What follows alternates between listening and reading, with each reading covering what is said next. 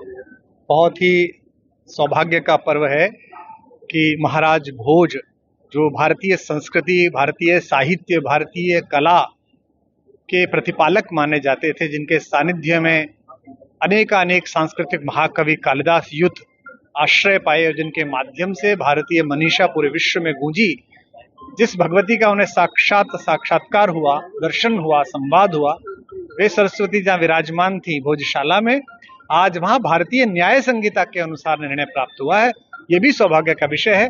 मेरा सौभाग्य है कि कई बार मैं वहां पहुंचा हूं धार में, और वहां मैंने दर्शन किए हैं उस स्थान के, और मन में बड़ी टीस रहती थी कि कभी वाग्देवी वहां स्वयं विराजमान हो और हम उनके दर्शन उस भाव से कर सकें, महाराजा भोज के भाव से।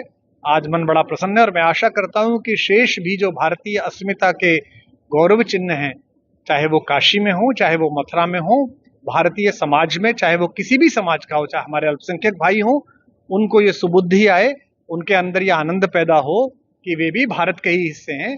कुछ 100 वर्ष पहले किसी दुर्घटना के कारण उन्होंने किसी दूसरे मत में आस्था व्यक्त की है, लेकिन उनका जो डीएनए है वो भारतीय का ही है, वो राम का ही है, वो कृष्ण का ही है।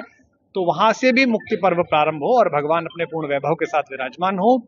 विश्व इस समय अशांत है, ऐसे समय में मनीषा ही काम आएगी, बुद्धि ही काम आएगी, और वे भारतेश्वरी, वे कला संस्कृति की देवी हम सबके हृदय में यही सत्यम शिवम सुंदरम आरोपित करें, यह कामना है।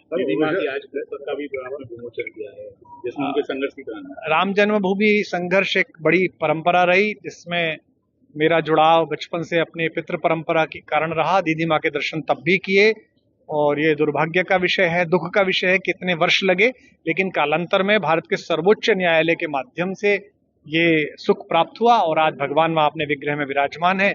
उस लोकार्पण पर्व पर जब प्राकट्य पर्व हुआ तब भी उपस्थिति हुई, और लगातार जाने की होती है। आज भोजशाला का निर्णय आया है तो मन में दूना हर्ष है। तो यही वजह है कि आप परंपरागत नहीं, ये तो सामान्य प्रतिदिन की ही मुद्रा है। सवाल उठाए, उन्होंने कहा है कि अयोध्या में मामला अलग था, उन्होंने कहा अयोध्या में कब्जा नहीं था, लेकिन भोजशाला में कब्जा था, और निर्णय असंवैधानिक है। ओवैसी जी से मेरी प्रार्थना है, वे पढ़े लिखे व्यक्ति हैं, बैरिस्टर हैं, ऐसा लोग कहते हैं, भाषा से तो कई बार नहीं लगता। मैं आशा करता हूं उनसे कि वे भारतीय सांस्कृतिक इतिहास भी पढ़ें और अपने कुलवंश का इतिहास भी पढ़ें, जिसमें 4 पीढ़ी बाद ही उन्हें स्वयं के इसी परंपरा में खड़े होने का बोध प्राप्त होगा। तो वे भी भगवती के सामने उसी प्रकार नतमस्तक होंगे जैसे उनके परदादा के पिताजी नतमस्तक होते थे। तो 2-3 पीढ़ी पहले मतांतरण कर लेने के कारण इतना विद्वेष और इतनी प्रकार की घृणा फैलाना उचित नहीं है। प्रधानमंत्री की अपील को